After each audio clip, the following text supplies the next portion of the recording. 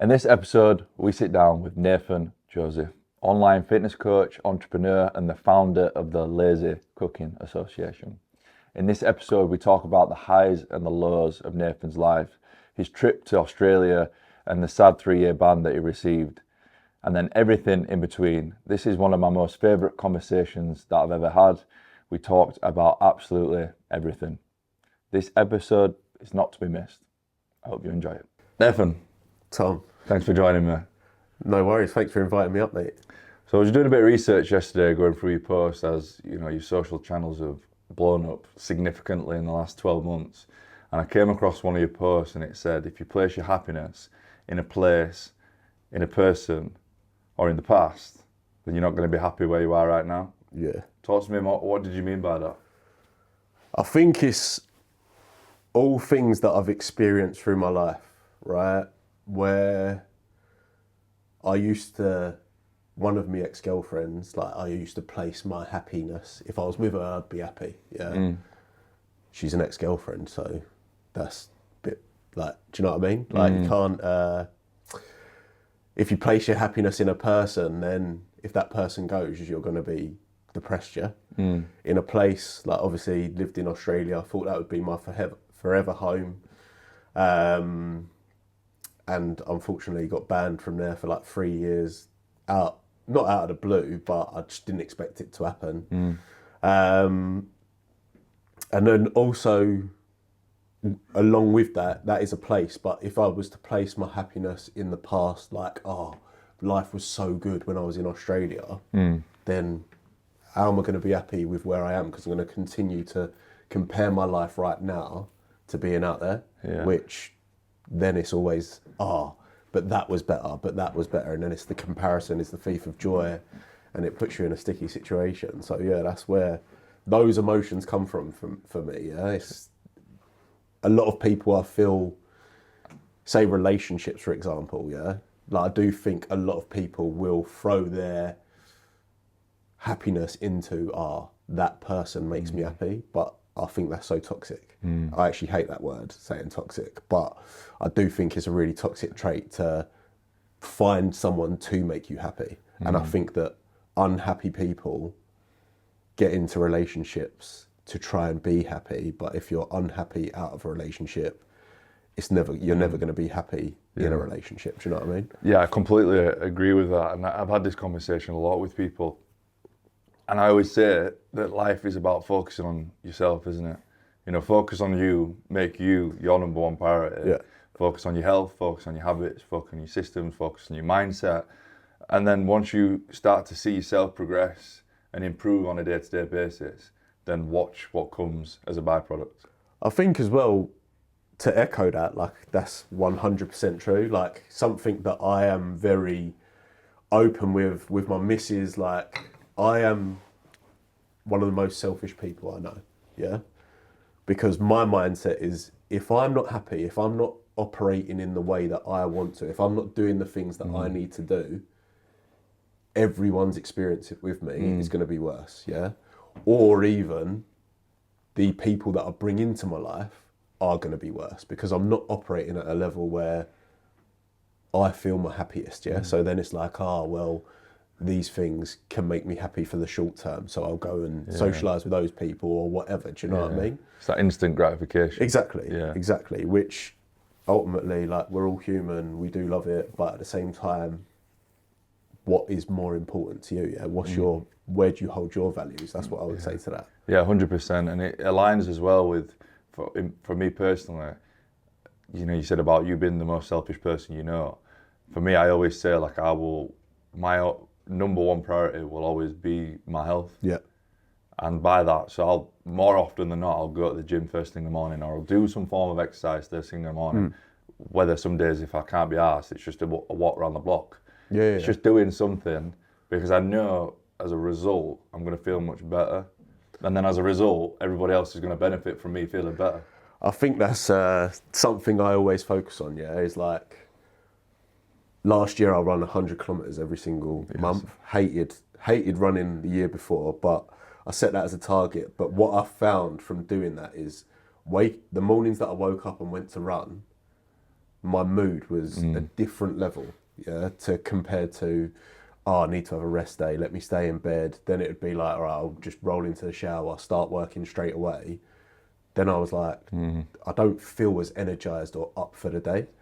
Whereas I think if you do something for you first thing in the morning, because like, I'm not one of these nerds or whatever that are like, oh, get off your phone, stop doom scrolling or whatever. But I now charge my phone away from my bed, yeah, because if I roll over in the morning and start scrolling straight away, I'm invested in everyone else's life, yeah?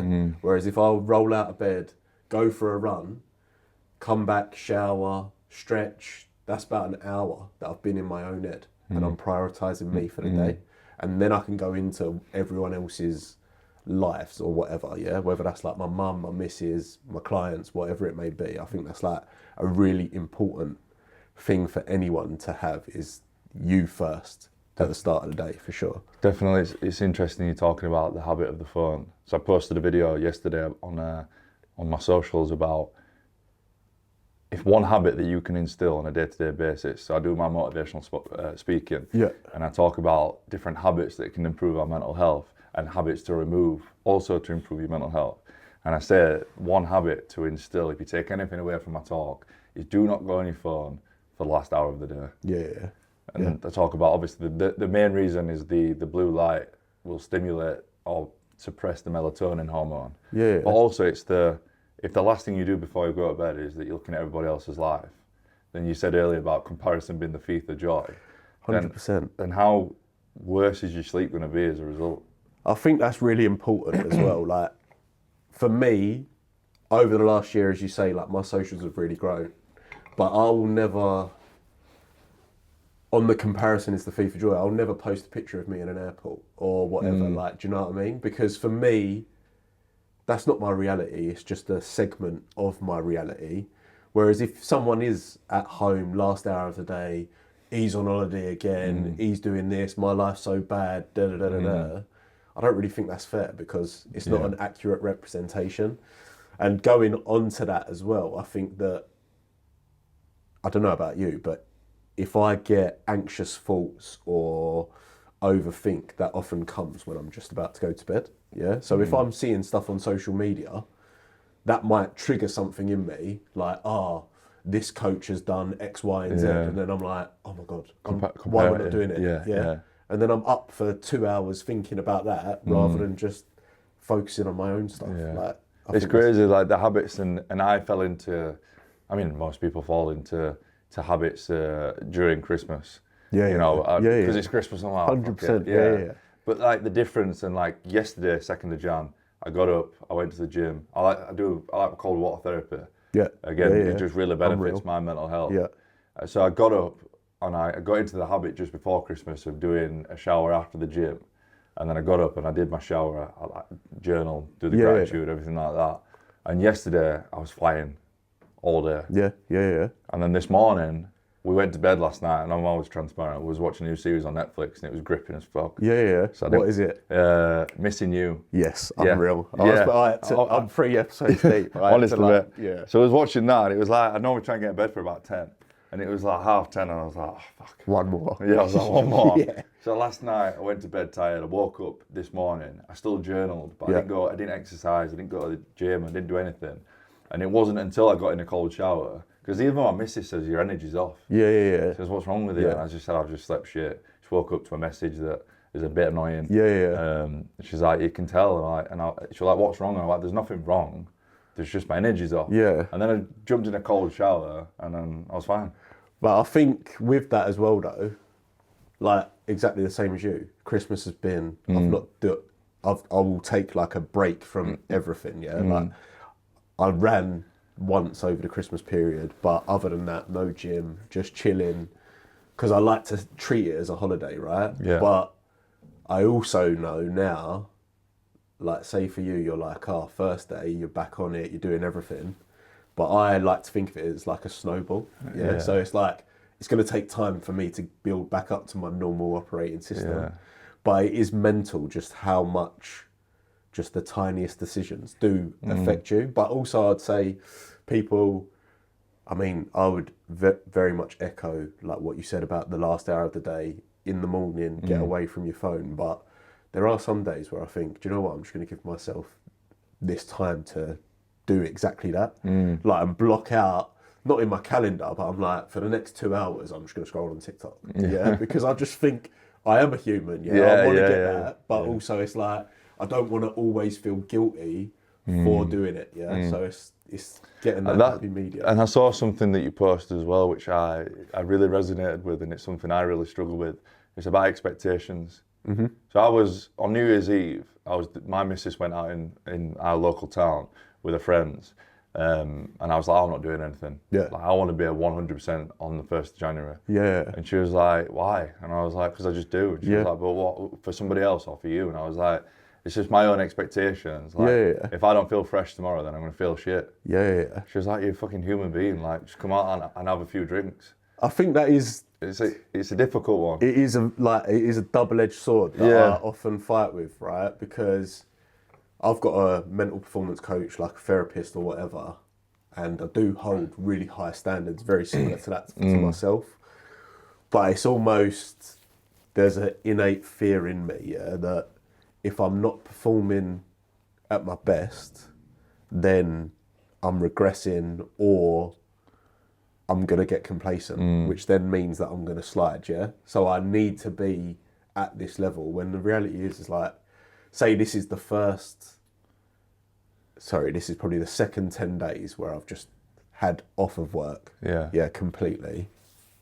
Nothing's changed. Yeah. Like, and all of that pressure, and I can say this now, like 3 months ago I started with my mental performance coach, yeah? And how's that going?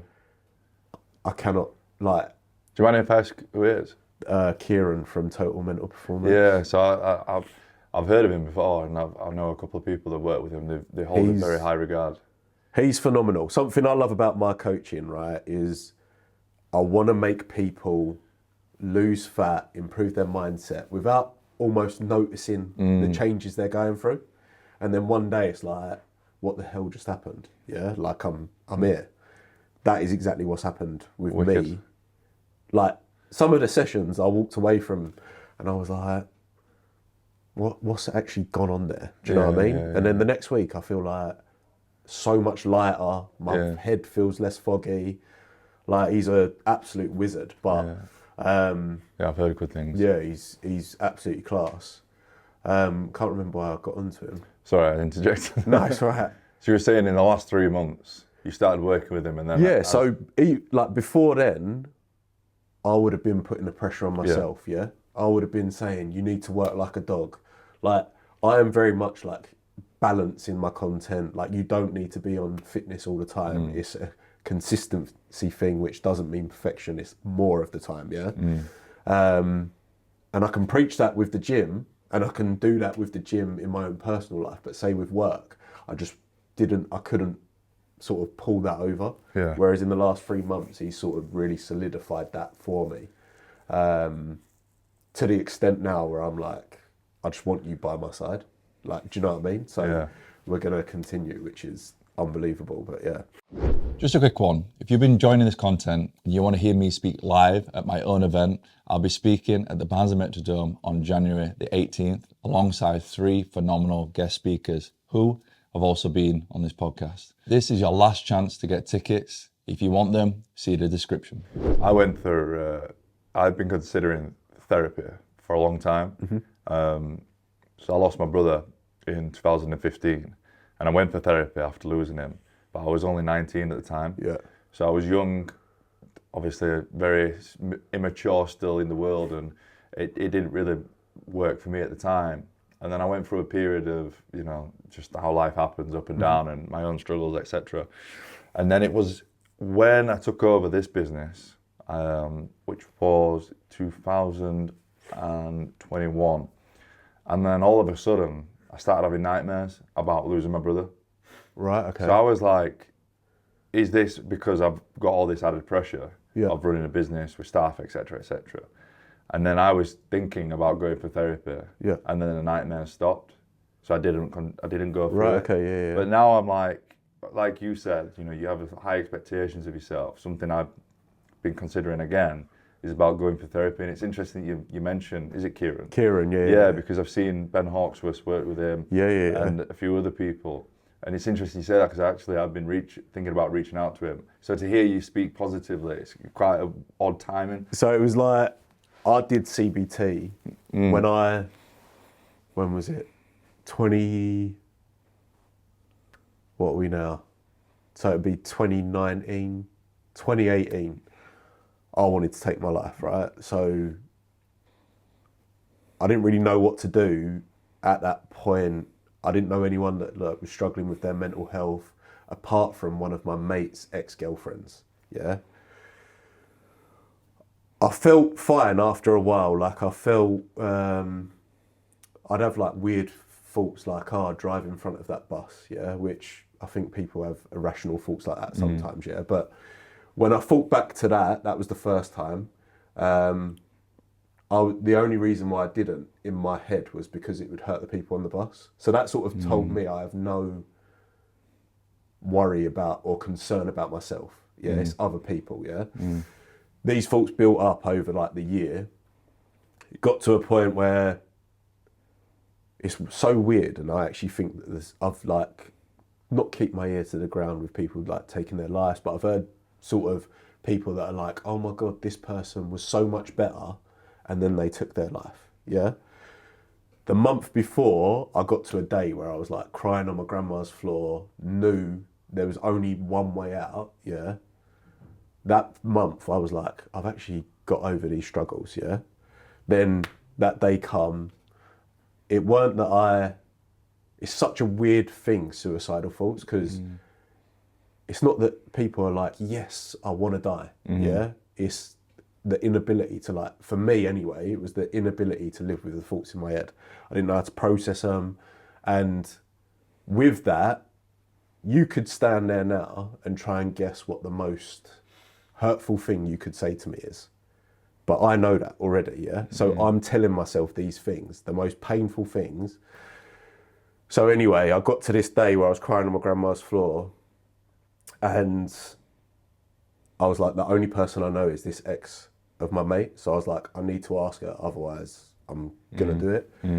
She put me on CBT therapy, and I'd done that for a while, and the way that helped me was unbelievable. But it got me to a point where I was like, I will, similarly to you, I was like thinking, definitely across last year, of going through therapy again. But it was also in my head, like, do I actually need it? Like, what's the point? Like, I'm not in a bad place, but I also know that my mental health can always improve. And then it just, to me, it's like, I need to see the value in what I'm going to do. So with Kieran, it's like, he's dived deep on the therapy side, but also it's like mental performance. How are you going to get me to perform better as a coach, as a businessman? And that is where I see the value, yeah? How are you going to help me overcome my limiting beliefs? Yeah, because that really was holding me back, like what I thought I was worthy of, yeah, because of things that I've taken in my past, right? So as soon as I heard him speak earlier in the year, and then I sort of earmarked him, like, yeah, like I want to work with you at some point. Where was it that you'd heard him? I went to Marbella for a social circle event. Ah, wicked. Yeah, and he spoke there. And I think it's really important when you do get a therapist, like, you can't just be like, I've heard good things about this person. You need to like see how you get on with them as a personality, because then that's how they really understand you. And like, he never calls me a twat, but there's times where I'll paraphrase him and I'll be like, you just told me that I'm being a twat. Yeah, but I need someone to be like that with me. Gotta be upfront, haven't you? Yeah, exactly. Yeah. So I definitely, like, I couldn't recommend him enough. Like, he's an absolute legend. Yeah, definitely. I think the main thing for me is just my own expectations of myself. I always, out of everybody, and my missus always calls me out on it. She says, why do you always give yourself such high expectations? Like, for example, it was New Year's Day, and I'd been out the night before. I wasn't 100%. I didn't feel horrendous. It wasn't a crazy night. But I was like, I'm going to go to the gym. Yeah. She was like, why? I was like, because I need to go. She She was like, but you don't. Like, it's New Year's Day, spend some time with me. Yeah, and then it's like, that's like every area of my life. It's like, this business, I have such high expectations of this business and this other business. And it's like, when you fall short of your own expectations, like you said in your video, you tend to feel worse than, it's like you said, it's the fine line of having expectations and having big goals and dreams, but still been, it's a weird one. It is like, everything you're saying there, that really does like correlate to the way that I think sometimes. Like, I don't see the point in me saying, I'm going to achieve this little thing next year, because then it's like once I've hit it, then I'll get complacent, So I want to like aim for the stars or whatever, and if I hit the moon, then I'm going to be buzzing, because I think it comes down to me, I do have an obsession of doing what other people don't do. Yeah, that is a big obsession for me. Not to prove that I'm better than them, but to prove that I'm willing to do what it takes when it's needed. Yeah. That's a huge thing. And what I worked with Kieran again, I don't want this just to be a TMP thing, but I don't get excited about normal things. No. Like, say I'm going on holiday with Mrs. Love going on holiday, but...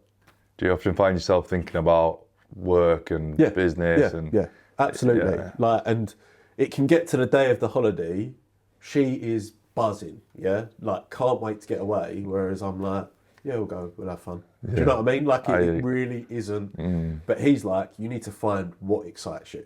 And for me, what I find exciting is doing things I've never done before. So whether that's in business, travel. Is that where the running came in? Yeah. Well, so last December, I went for a coffee with my mates, and I just started running because I wanted to give up vaping. And I thought, whatever damage I've done to my lungs, running will help repair it or whatever. That was my logic. Okay. Could barely run 3K. Went for this coffee, and my mate's dad walked into the coffee shop. He was like, I've just seen you start running. How far are you running? I was like, I can do about 3K at the minute. He was like, I've just run 100 kilometres in December. I don't think that he was saying it to me to be like... A brag. Yeah. But I was like, there is no way this 60-year-old geezer is coming into this coffee shop and saying that to me, So I was like, that's it. Yeah. I'm going to do it every single month next year. And then come December, hopefully I see him and say, I did it. I've done it every month. Yeah. And then obviously just finished it off with a marathon. So it's things like that. But with the marathon, that for me is like, I remember when I was in school, I was like, if I was ever to run a marathon, I'd walk out my front door and do it. But I'm so big on just do what you say you're going to do. So that was the reason why I was like, sod it, I'm going to do that. But also, I want to know what it feels like. I want to know how it feels to hit the wall, because I'm like, I've never experienced that. Like, I think when I got to like half a marathon, that was the furthest I've ran before the marathon.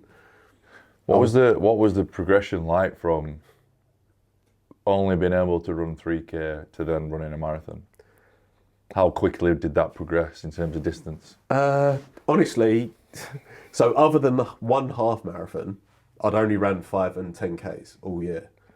Because I don't know nothing about running really, I just did it to almost prove my mate's dad wrong, I didn't realise, I just thought, I'm getting Ks in all the time, like I'll be fine to run a marathon. But then after running it, people was like, you didn't do no long runs. And I'm like, 10K is a long run. And they was like, no, you need to like build up to it. So, I mean, the last 10K was really difficult, but I wouldn't advise just doing 5 and 10Ks, but I didn't find it too, like, it was like a good feeling, do you know what I mean? It's crazy though, the consistency that's needed with running. That's because I've never been a runner, but I wanted to switch up my training because I'd just go in the gym, do push-pull legs, do 20 minutes on Stairmaster, and that was it. And that quite suited me for a long time. But I was like, I'm just getting a bit bored, like seeing everyone doing this high rocks, that looks really interesting. But I know for a fact I couldn't run round my For block tougher. without blowing my Yeah. ass out. So I was like, I'm going to start running just to give myself a new challenge.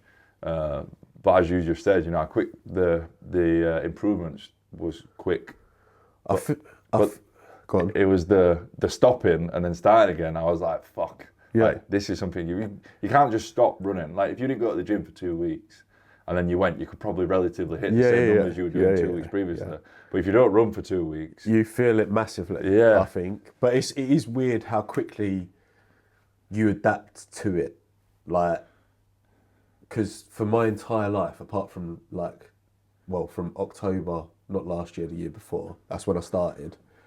And then obviously last year I ran. Before that, I hated running, hated everything about it. But it is the consistency. I think with running 100 kilometres every month, I'm a big believer that evidence comes from confidence. So, confidence comes from evidence, yeah? So if I, every month, am hitting this 100 kilometre target, which I believe to be, for a non-runner, a big target, yeah? And I can do that every month, and then it goes back to 0, and then I can do it the next month. That shows that I'm willing to turn up every single day to achieve what I need to, yeah? That will translate into other areas of my life. Definitely. That's what I love the most about the runs, the challenge of it. And as I said to someone yesterday that asked on my story, like, what tips would you give? You actually only need to run, you need to only worry if you're going to run 100 kilometres till June. Because for me, when I got to June, it was like, I've run 600 kilometres now. Yeah. There's no way that I'm not running 600 more because I'm not wasting that. Do you know what I mean? Yeah. So yeah, it was a good challenge, mate. Yeah, definitely. No, I love it, and I think it's an important topic to discuss, isn't it? Because in life we quite often just fall into a comfort zone, and for me, you know, you're never going to grow unless you constantly try and push yourself out your comfort zone. I think you're like 1,000% right, yeah. But it is very easy to fall into one. It's impossible to be like this forever growing beast, yeah. And sometimes you have to get into a state of being comfortable, I think, because for me it's like an irritation, yeah. When I start to stagnate for too long, I'm angsty all the time. I'm constantly on edge. And then I need to now I need to break this ceiling to go to the next level. Because, yeah, I mean, from what obviously you've said already, it's like you have these expectations where you've got to keep pushing. Because are you afraid of the comfort zone? Yeah. That's it though, isn't it? It's like you want to, like, there's a voice inside my head that's saying, don't get comfortable. Yeah. But then there's another voice that's saying, give yourself a break. It's like it's that fine line between the two, isn't it? Yeah, because, like, I had a session with Kieran the other day, and I was basically saying, I'm so scared of this break that I've had from work leading to complacency, yeah? Because it is a very fine line, but also I think you've got to set boundaries with yourself, I guess, yeah? Like, something that I will do now is, like, I won't work weekends. And I remember when I first started coaching, I used to be so scared to say to people, you can't contact me over the weekend, yeah? Because I thought, they're going to be fuming, or this is the first, I've been doing this 4 years. This month it'll be 5 years. This was the first Christmas that I said to my clients, I'm not doing any work until Monday. Come in, yeah? So you've got to create those comfortable spaces, but then obviously deliver on what you've promised yourself out of that. Yeah. Which I guess is why I also like to do drink breaks. Like, I'll go through periods where I won't drink, and I'm like, right, I'm going to cram everything into this. Then I'm going to live comfortably for a bit, and then I'll go back into a big... What's your relationship like with alcohol? That is a very good question. I would say when I wanted to take my life, I realised that I was using drink and drugs to escape my brain. And I'd notice over time that I was always the one that was most fucked. I was the one that was playing up. I was the one that was doing the drugs or whatever, yeah, where other people just weren't, yeah. So that, since I've gone through, I say, my recovery or my journey with my head, I've always been quite scared of alcohol because I know that that is my escapism, yeah. But also, if it gets to a point where I'm like, I am not participating in drinking because I want to have a drink, it's because I want to get out of my head, then I'll just knock it on the head. Yeah. Yeah. So do you have the different able to differentiate between just going for a couple of drinks and getting absolutely smashed? Oh, right, okay, I see the question. No. No. So if I'm going to have a drink, yeah, You're having a I'm drink. having a drink, right? Yeah. But it is, for me, it's like,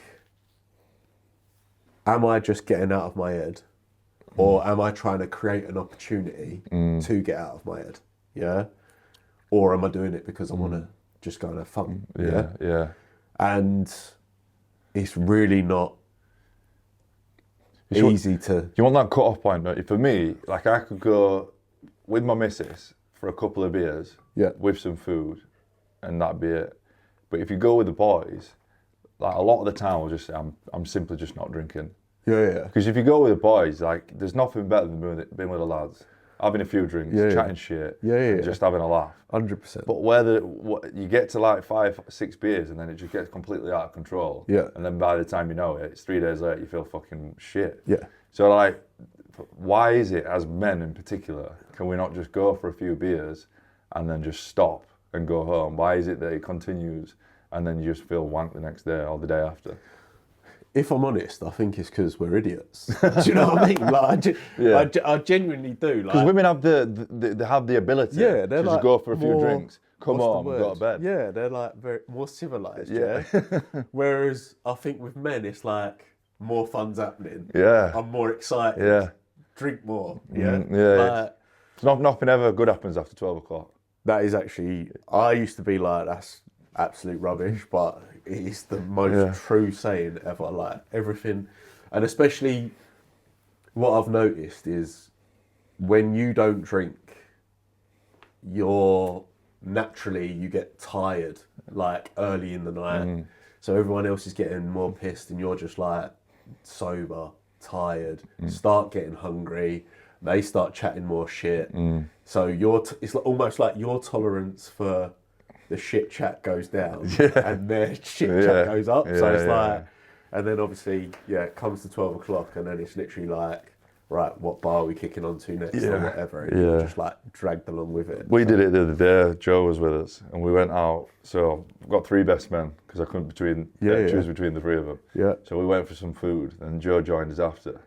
And then it got a bit out of hand. Yeah. And then we all said to each other the next day, like, we had such a good time at the meal. We had a laugh. We had a few beers.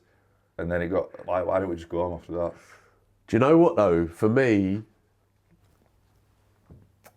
if I didn't have the hangover, because the first time I stopped drinking alcohol, I had a realisation that when I was in Australia, I had mates that were in their normal jobs, whatever, getting a salary, whereas I was working for myself. And UFC on a Sunday is a huge thing in Australia. Right. So you'd all go out, everyone would get smashed. They'd go work next day hungover, and I'd just be in bed. Because you didn't have anyone to answer to. Yeah, exactly. Yeah. But then that would be Monday, Tuesday, struggling with a hangover. Wednesday, sort of coming round to it. Thursday, all right, work day. Friday, well, I'm planning my weekend now. So it's like, and this Friday, Australia, sun's out. So it's like, I'm trying to make, or say I'm doing work, but it's the least amount possible, yeah? You got your laptop out and just... Yeah, exactly. So in my head, I was like, I'm losing too many days, yeah? I can't do this. But I think, I don't know, I just think that... That was the same for me, because I remember 21 to 24, like most 20-year-old, I'll go out every weekend, get smashed. Yeah. I was doing all right. I was working for my dad at this point. I was in sales and I was doing all right. I wasn't doing great, I wasn't doing bad. And then I started, one of my best friends, Elliot, he sent me a Snapchat. It was like 8 o'clock at night and he was still working. I was like, what are you doing? He was like, I'm working, like I'm serious. And I was like, okay. Yeah. And then I started, and he said to me, like, I was like, not in a boastful way, because he's not like that, but he was like, fucking hell, mate, I did like 20 grand last month. Yeah. I was like, you what? Yeah. He was like, yeah. And then I'm like I'm putting a correlation between he's up until 8 o'clock and he just earned that amount of money. And I was like, right, if you want to earn that amount of money, then you got to do that fucking hard work. Yeah. And then I started doing that, and then I started seeing an increase in my earnings. And then I started to take life more seriously, business more seriously. And then the drinking became less and less and less, because I saw that, like you've just said, if I was going out on a Saturday, then I wasn't going to be able to do, 10, 12 hours on a Monday. 100%, yeah. And then my dad, and then I was getting more and more serious with the business. And then I was saying to my dad, like, I'm doing all the work, like, what's happening? Yeah, and then my dad retired. And then I remember I went out one weekend, and I'd try and get in the office for like 8 o'clock, so I'd be up at 6. I could not get up. Yeah. I couldn't get out of bed. And I was like, fuck that. I'm not doing that again. Because I think that's the trade-off, yeah? Like, for me, my mates are class, yeah? If I go out with them, I know I'm having a good time when I'm out, yeah? But what is more exciting to me, yeah? Do I get more excited about building something, helping people every single day, trying to add value to people's lives, building for my future, yeah? Or, let me just go and sink 12 pints down the pub. Yeah. Do you know what I mean? Yeah. Which, there is nothing wrong with doing that. And I don't want to sound like I'm demonising. You don't want to demonize it, yeah. Exactly, because I love doing that. Yeah. But also... It's the repercussions of the next day, isn't it? And it's also like, I am built this way, where I want to run a business, whereas not everyone wants to do that. And that's absolutely fine, yeah? And that probably lends its hand better to going down the pub, sinking 12 pints 3 times a week, yeah? Good. But for me personally, it's just, it's not a sacrifice that I'm willing to make, especially throughout the entirety of the year. Because I do notice huge differences with my focus, productivity when I'm not drinking than when I do. Do you have a lot of people do dry Jan? Is that a thing for you, or is it just you pick and choose when you want to drink and not drink? So I wanted to do a year, I think it was 2023. Yeah, 2023 I wanted to do a year. Ended up doing 16 months. Then I was going to continue. The only reason I started drinking, it was April last year, was one of my best mates' dads passed away. And he was a big drinker, yeah? So we had like so many good memories. A lot of the people he knew were big drinkers as well. So at the wake, I was like, sorry, I'm just going to have a drink. But what I think is mental, like 16 months is a long time, and you think, I've obviously unlearned all of the habits that I had before, but as soon as you get the taste, you're like straight back there. And then it almost takes me to get to a point where I'm getting obliterated, where I'm like, right, I need to rein this in again and knock it on the head. But I am not really one to be like, if I've got a goal in my mind, like, don't get me wrong, I'll be like, by the end of 2025, I want to achieve X, Y, and Z. But I started in November, stopping drinking till May, because I think there's not going to be a harder time than Christmas not to drink. So why don't I challenge myself? So you went through Christmas without a drink? Yeah. So I'll be why don't I challenge myself with that? Yeah. Because if I can do that, what is going to, from now till May, what's going to come up that is harder than Christmas to drink? Nothing. So it's done. Yeah. Good effort. Yeah. Good effort. Just a quick one. Most of you watching this episode aren't yet subscribed. So if you want your weekly motivation from some incredible guests, then make sure to hit the subscribe button and turn your notifications on. So take me back to Australia then, because again, from what I'd seen, Australia was a special place for you, and it sounds like from UFC Sundays and everything like that, it sounds like you had an awesome time. First of all, what was your reason for going to Australia, and then obviously everything else that progressed from there? So as I mentioned earlier, obviously started getting CBT therapy after I wanted to take my life. And at that same time, it was actually one of my best mates whose dad passed away. He was travelling the East Coast with my mates, and he was the only one that was staying. They was all coming back. And I see them, I'd done the East Coast already, and I see them just moving down, seeing all these things, like, and I was like, oh, that was honestly just the best time. And then I went to one of my CBT sessions. I was like, I'm actually thinking of moving to Australia. And she literally just turned around to me and was like, pros and cons, like, write a list. Yeah. What is the cons? What are the pros? And then all of the cons that I wrote, that was just imaginary fear in my head, yeah? Like everything, not she cut me down, but she was literally like, just showed me how pathetic my excuses were of not going. And it was a really important time in my life because I think that my battles, they came from a lack of purpose. Like I'd go into work. I used to work in the city in London. What was it? What were you doing for work at the time? Sales, cybersecurity sales. Oh, okay. Yeah, so decent job, like so easy. But I'd get to my desk every single day and I'd be like, I am meant for more than this desk. Yeah, that's what I'd tell myself over and over again. But I was just doing nothing about it. Absolutely nothing about it. So anyway, went then to Australia, and I knew that I had to, I don't want to say find myself because that is so sad, but it was like I knew I had to like find what I wanted to do. And I think when you battle with your mental health, it's actually a bit of a superpower, yeah, because it shows you how real death is, yeah, because you're like, I am very close to it. And also it gives you not a fearlessness, but it's like, I'm not scared to try things because of what I've just been through. Do you know what I mean? So it was like, I am so bad at DIY. When I first got to Australia, I was on the tools, like went solar farming, started a job in recruitment because I'd done that previously over here to try and get a visa. And then 2 weeks into that, I was like, I hate this. This is not me. That's how like coaching started. But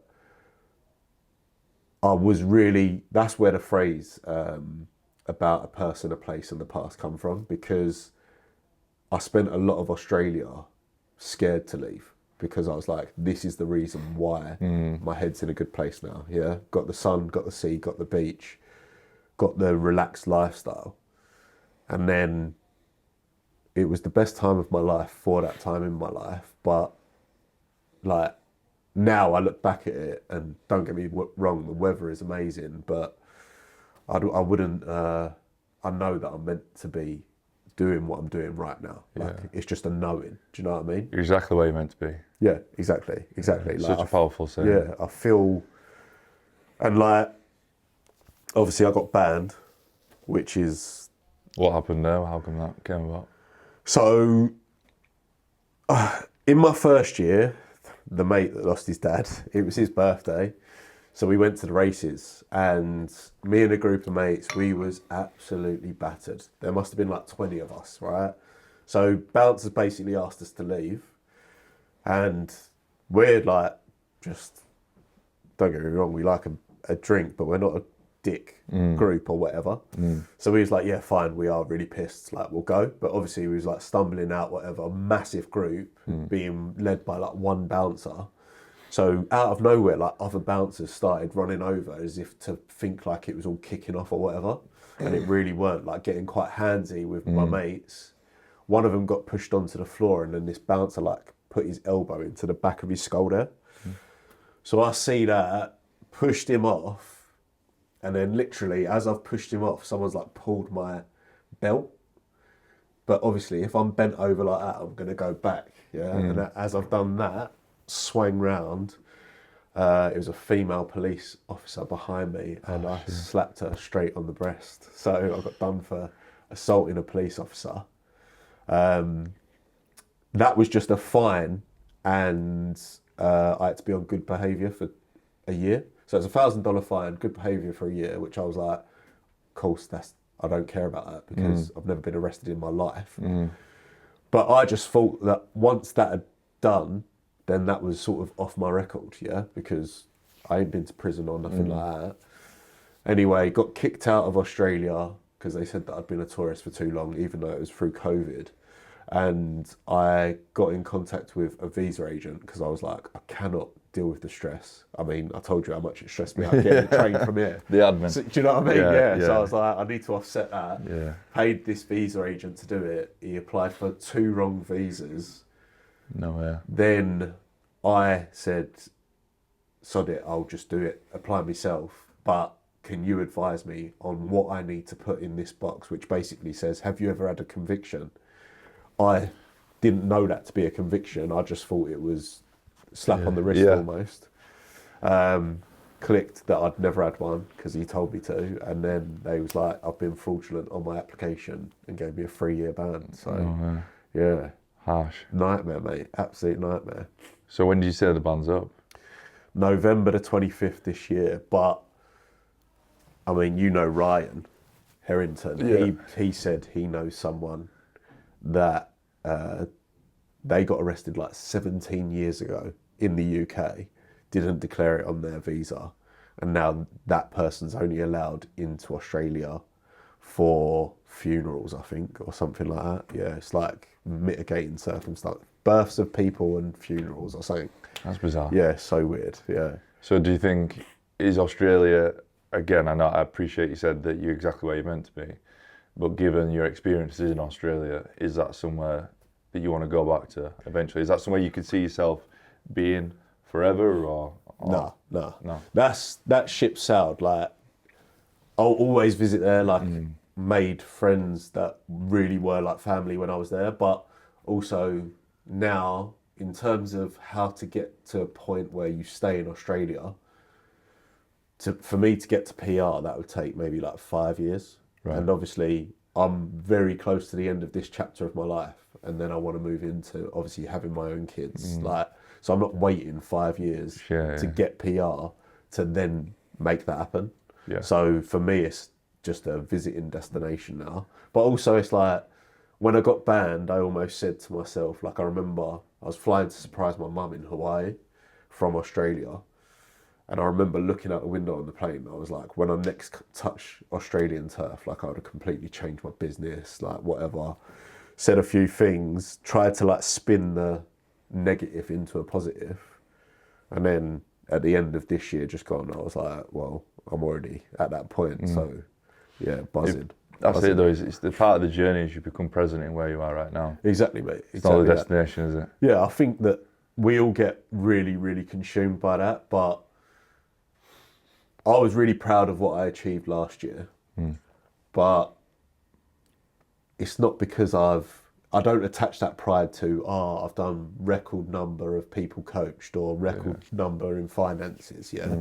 It's, remember when that was so shite and you literally thought you was in the mud, and then you overcome it to then get here. Like, whether that was like 3 years ago or whatever, they're the things that I'm proud of. It's not, because I think, I don't know, like, it's so easy to get like sucked into the outcomes, whereas the reality is the journey. The beauty is the journey, and like the lows are just as important as the heights, because when you overcome them, that's what you will feel proud of.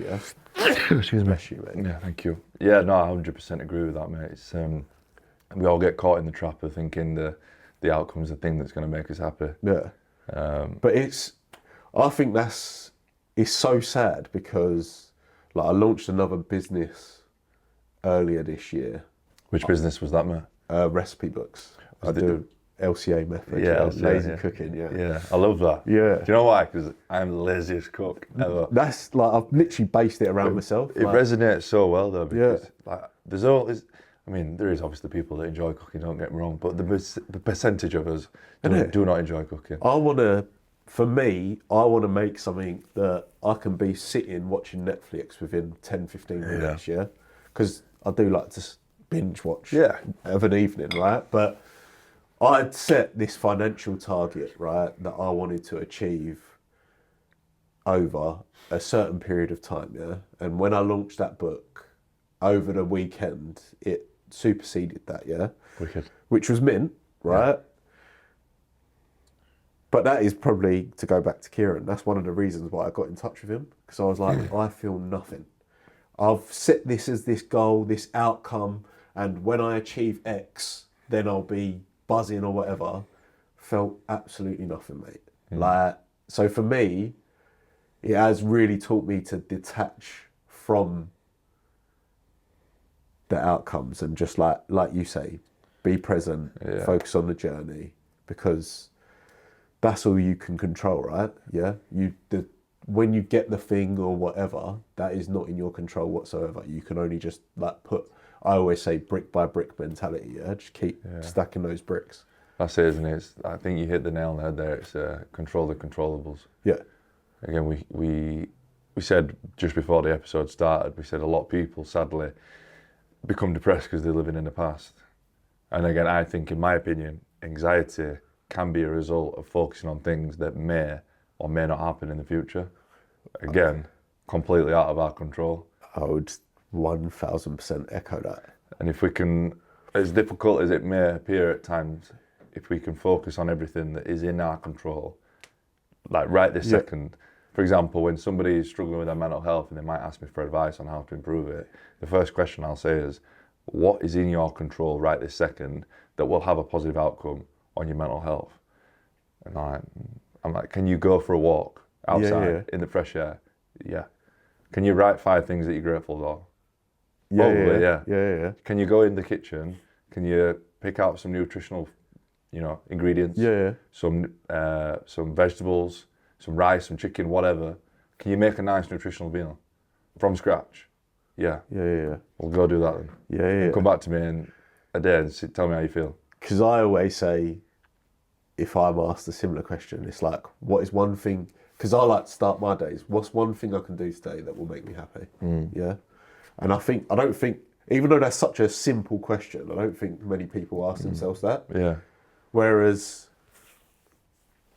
I wouldn't necessarily say like going to the gym makes me happy. Yeah. But I know that regardless of how I feel when I walk into the gym, I won't feel, if I'm walking into the gym and I feel absolutely shit, there is a 99% chance that I'll walk out feeling shit, but I'll be a little bit less shit than when I walked in. And I think that is, my business was built around my transformation mentally and physically, going to the gym, understanding, this is where the silence is quietened, so I want to do this more. And every day I'd walk in and I'd feel shit, but I'd walk out a little less shit. And over time, just doing that, mate, I was like, it completely changed my mental health. Do you know what I mean? So I would say, without a doubt, like you bang on with that. Would you say back when you was at that point where you wanted to take your own life, was that a combination, and correct me if I'm wrong, but was that a combination of a lack of purpose and the lifestyle that you were living with the going out and getting fucked? Or was there other factors involved, do you think? Great question. I would say my inability to get excited about things, my fear of things being taken away, goalposts being moved, that come from my dad. I love my dad, right? A lot, but he was very strict because he brought me up in a way that he thought was right, yeah? But say, for example, school reports, yeah, they'd be like, Nathan's got so much potential, but he don't apply himself, yeah? My dad would then be like, well, obviously you're lazy. When the reality is, now I understand that I just wasn't, if I don't care about something, I'm not going to try, yeah? So I had this huge hang up that I am so lazy or whatever, right? So it was the lack of purpose, thinking that I'm lazy. Those two combined was really, well, I'm never going to amount to nothing. So what is the point of me even being here? Yeah.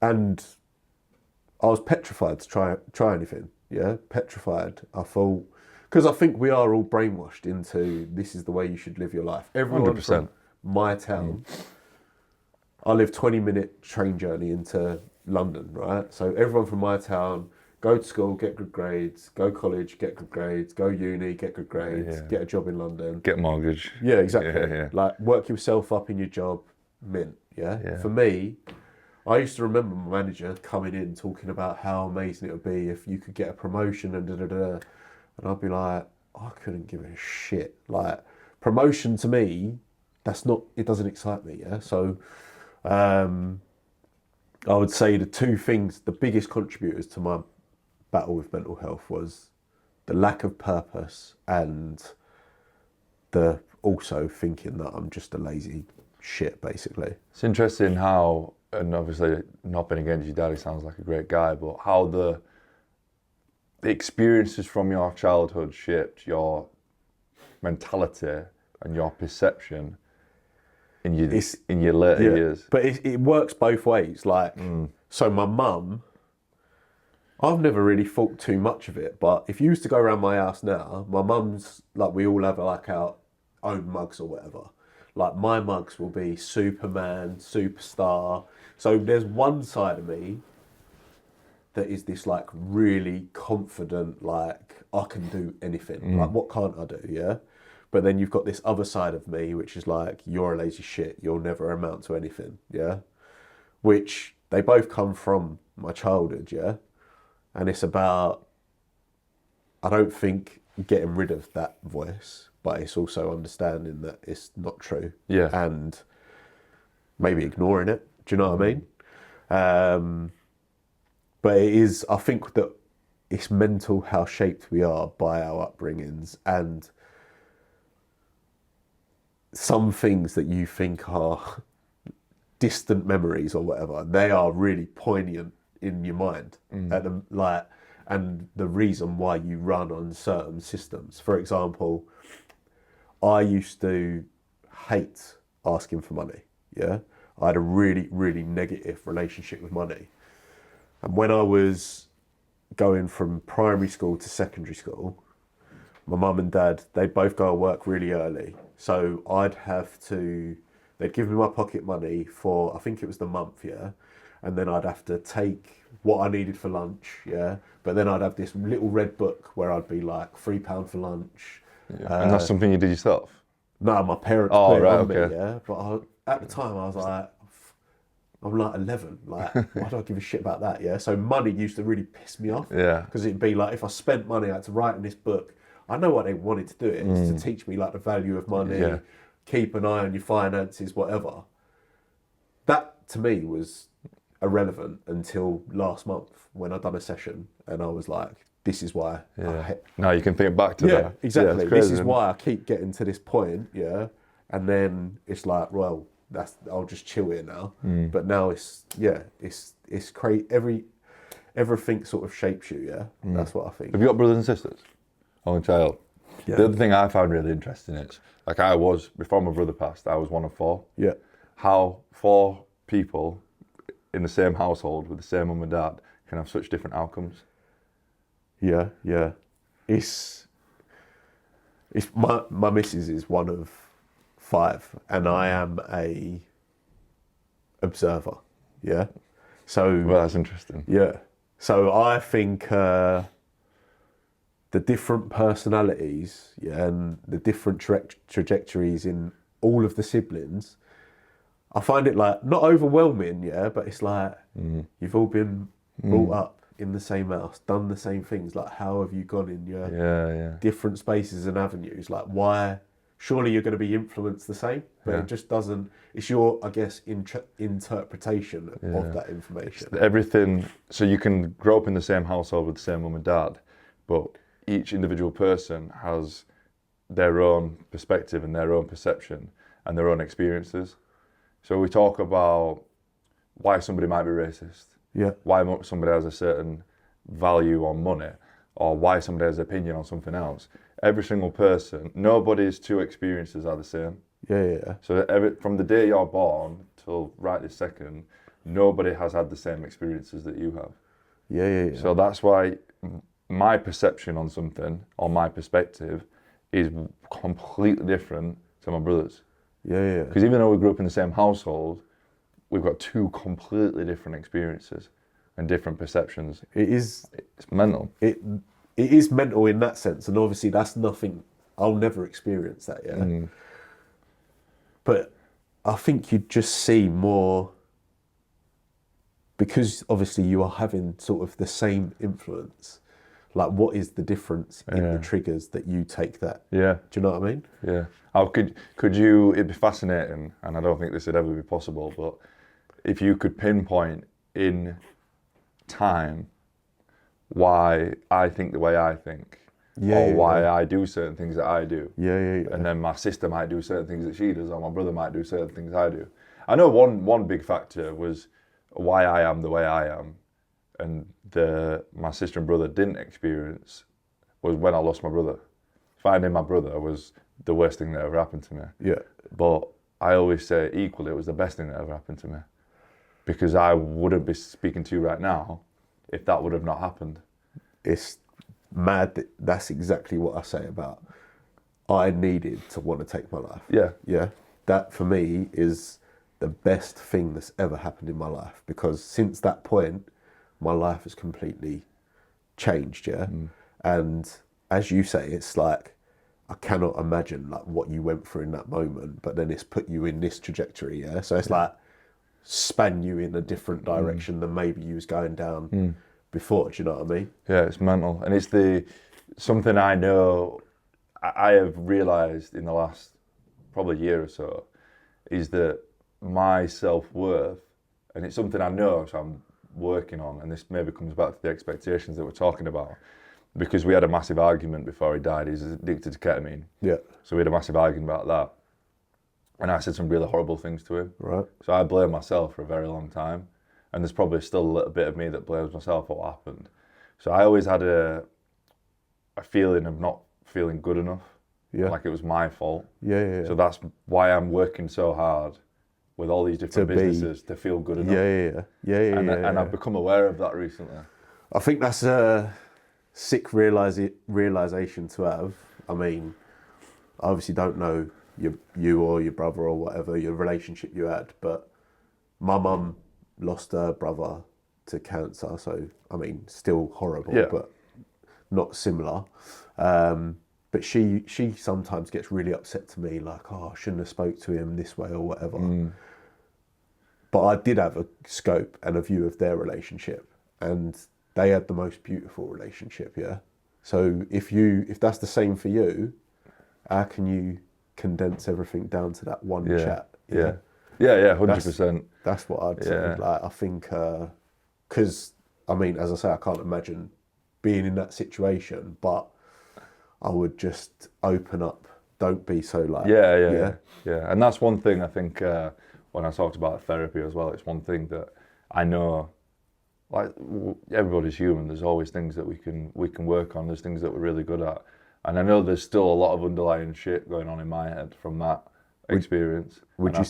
Go on. Would you say you're scared of therapy then? No, to not see what it's going to uncover. Do you know what it is? I think my life is a fucking 1,000,000 miles an hour, and like literally, there's.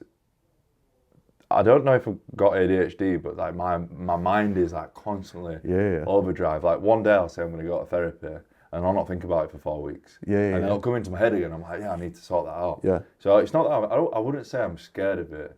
I say I want to do it. Like the thought of working with somebody like Kieran really excites me, because it sounds like you've had great success with him, and I'm somebody that I know there's things that I need to work on. So it's something I want to do, but I think because life is 1,000,000 miles an hour, it's just it comes in my head and then goes out my head. Do you enjoy life being 1,000,000 miles an hour? I don't like sitting still. You probably realise I'm sat here and I'm fucking moving like all the time. I don't like. I don't know if it's because I don't like sitting still, because when I sit still, that's when you think about shit. Do you know, like the worst time of the day for me is trying to get to sleep. Yeah. Because that's when I think about everything. Right. Okay. Yeah. And in the morning, like why I'm so passionate about morning routines is because the second worst, or equally the worst time of the day, is when I first wake up in the morning. And if I don't get up and do something and exercise or journal, then I'll just overplay things in my head constantly. Have you got a nighttime routine? Yeah, I'll try and read. So I've got a journal. Right, okay. I've got a six-minute journal. Yeah. Book, which is really good. So you write down 3 things you're grateful for, how you're going to make today great, what did you learn today, all that sort of stuff. So I do that. Yeah. But I think for me, like most people I would imagine, is like getting in your own head. And when you've got time to stop and think, that's when you're in your own head. And meditation is something I'm trying to really get into. I do try, and it's mad that we're having this conversation, because if you had said this to me 6 years ago, I'd be like, who is this hippie freak? Like, honestly, I would. I'd be like, but I'd try and meditate every single day. And to this day, I have no idea if I'm doing it right or whatever. But what I do know is I feel a bit calmer after I do it. Yeah. Do you know what I mean? So for me, that's a win. Would you do it in the morning, in the afternoon, or just random times? I'll do it 5 minutes before I go to bed. Right. So that's part of my nighttime routine, which will be, I'll do similar gratitude in terms of, I have these labels for myself. So it's like anxious, fearful Nathan, unstoppable Nathan. So it'd be, how have I acted like anxious, fearful Nathan today? I'll probably write the train journey on there, because I was shitting myself the whole way for no reason. Yeah. Then it'll be, how have I acted like unstoppable Nathan today? How can I act like unstoppable Nathan tomorrow? That'll be the 3 questions I ask myself. I love that. Then I'll do a gratitude list, which can be literally the fact that it's January and the sun's outside or whatever. Yes, based like little stuff. And then I'll do affirmations and then read. But my affirmations aren't like, I am a billionaire, because I just think I'm not a twat. It's more, again, looking for things where I've evidence to prove it. Yeah, because let's say if I'm not feeling creative, I've got thousands of videos that prove that I am a creative person. Yeah, so I'm confident to put I am a creative person, because that evidence shows it. So it's like backing those sort of things up. That's my affirmations. Yeah, no, I love that. I with the mindset coaching that I do on because do you use Kahunas? Is that like a? It's the app where you hold people accountable. I don't use it, but I know it. Yeah. So I use that as like an accountability tracker for the clients. And one of the questions is, did you have positive affirmations today? And when I'm trying to explain it to a client on a call, they're like, what's a positive affirmation? I'm like, look, it's none of this wish-washy shit where you're screaming at yourself in the mirror saying I'm the fucking man. But equally, it is just telling yourself, I'm the man. Like, I'm going to get shit done. Yeah, like, I think it is really, like, for example, I will often say I am someone that does exactly what they say they're going to do. Yeah, it's things like that, because that's like one of my highest values.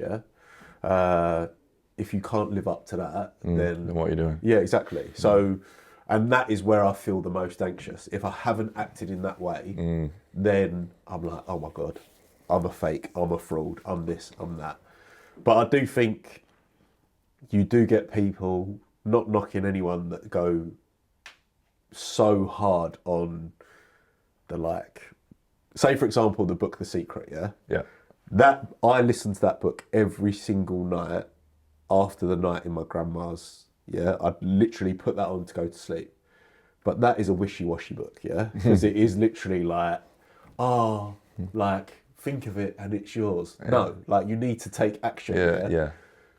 But it's things like that where people are like, that's just a bit silly. But it's, if you can set the right intention, you're not just spraying, you're literally aiming and shooting at something. Do you know what I mean? If you think about something enough, then it'll happen. It's like, I relate that to prayer, Okay. I don't pray. I'm going to say, are you religious? Not really at all. I love religion because I do believe there is something, a higher power, but I think it's locked into who you are, and you tap into that. So people that pray, to God, I'm like, you're praying to God every single day for this thing, right? And all of a sudden you get it, But because you're asking for it so much, your actions are gonna align with what you're asking for. So eventually, without you even realizing, you're gonna be working towards it. So whether you want to say that's God or whatever, I just believe that is you aiming and shooting rather than spraying, It's like writing down. So obviously, with the beginning of the year, and we've just done some content around setting goals. Yeah. I say you've got to write what it is that you want Yeah. now. Because writing it down, again, some people think wishy-washy. I think it is the truth. You have a subconscious and a conscious. Yeah. And obviously they act very closely together. If you write something down on a piece of paper, then you are reaffirming to your subconscious exactly what it is you want to happen. And therefore you will then take the necessary actions to make it happen. See, when you journal, do you ever get this feeling where sometimes I feel like it's not me writing? Like I don't feel in control of the pen, because words just, I don't know what I'm going to write. And I think that aligns with what you're saying, because sometimes it's things that I'm not even thinking of that are coming out on the paper. And I'm like, where have you come from? Whereas I think that's why journaling is so important, because I will write down ideas or things that I need to remove from my life, which I don't even think are a problem. Until you write it down. Until I get a pen in my hand, and then all of a sudden I've written all this stuff out, and I'm like, oh shit. Where did that come from? Have you heard of the analogy of, think about your head or your brain as a washing machine? No. And you've got all these clothes going around in a washing machine at 100 miles an hour. Yeah. And then imagine that your thoughts are these clothes. Yeah. And obviously, going around at 1,000,000 miles an hour, you can't process these thoughts. Yeah. Whereas if you stop and you take the clothes out and you lay them on a drying rack and you can see them from exactly what they are, you can process them. Yeah. And you can understand whether they're actually worth processing. Or if discarding. or just discard what it actually is, and it's not worth even thinking about. So taking your thoughts out of the dishwasher, or out of the washing machine, putting it on a piece of paper, you can see it for exactly what it is, and then you can determine whether or not it's something that's worth validating or not. So I have a similar one to that, which I was told when I did therapy, which is like your thoughts are like cars, If you stop a thought and you give it too much thought, then you're going to create a traffic jam, which is going to create all of this overwhelm, So like you say, it's about, all right, you understand that it's a thought going through your mind, but don't hold it up and block the traffic, because then that will make you all fuzzy up here. But I think both, like, it is so true. And like, I think little analogies like that are so powerful, because it shows you that you don't need to, like, we get in such a panic when we're not thinking straight or whatever, but the reality is you can return to like a chilled state if you process it in the right way. Yeah. Through, I think journaling is one of the best ways to do that, because you're going to write down exactly what you actually think is important in that day or whatever. 100%. One last question for you. How old were you when you were at the lowest point? 26. So with everything that's happened in the last 6 years, especially in the last couple of years with the success that you've had with your business, if you could go back to 26-year-old Nathan on that day, what would you say to him? Why are you in a rush? That's what I'd say. I think that so many men from 18 through to, well, I'll be mid-30s soon or whatever, but there's so much pressure on men to be like, right, I need to be a provider. Everyone online is doing X amount of money a month. I need to have this car. I need to put a ring on my missus' finger. I need to have these kids, so on, holidays, da-da-da. Then it can get to a point, or it did for me when I was that age, like, how am I ever going to achieve that? And then it's like those thoughts consume you. I'm not good enough. This is the worst. What is the point of me living? Because you can even look in like your close vicinity and you'll see people, you're like, they're absolutely flying. They're doing this, they're doing that. But if I could go back to that person, I'd be like, why are you in a rush? But I still wouldn't stop him from getting to that point. Because although I'd never wish it on anyone, like, as I said to you, like, it needed to happen for me to almost let go of the fear that I had about trying new things. But also it gave me a purpose and a passion to turn up every day, to try and add value to people's lives, to improve their mental health and obviously physical health too. Yeah, I love it, mate. I love it. I've loved hearing of your journey. Yeah. I've loved hearing of the success that you've had and your perspective on life. It resonates with me a lot with everything that I've been doing, and I look forward to seeing your success in the future. Definitely, mate. I think that I smirked a fair few times through that because I think like our brains work very similarly. Definitely. So Definitely. yeah, buzzing, mate. Buzzing to see this Yeah. part, mate. Appreciate the chat, it, mate. yeah? Thank you. Nice one.